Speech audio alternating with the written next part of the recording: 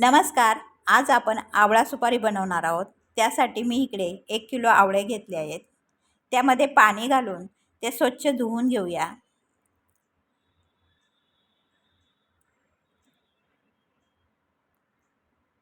प्रत्येक आवळा चोळून तो स्वच्छ धुवून घेतला आहे. धुतलेले आवळे फडक्याने कोरडे करून ते चाळणीत काढून घेऊ.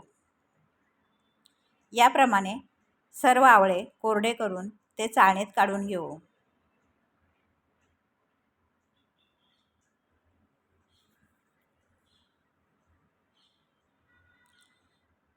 आणि ही चाळण आपण स्टीमरमध्ये ठेवून 15 ते 20 मिनटं स्टीम करून घेऊया.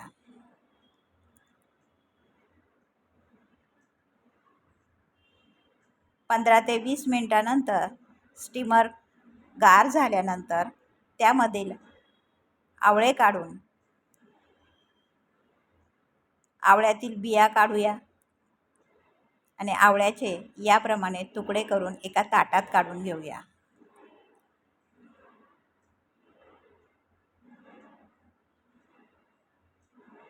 त्यावर आपण पाव चमचा काळं मीठ घालूया.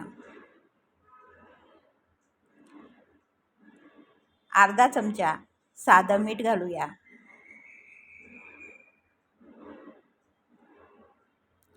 अर्धा चमचा चाट मसाला घालून ते मिक्स करून घेऊया.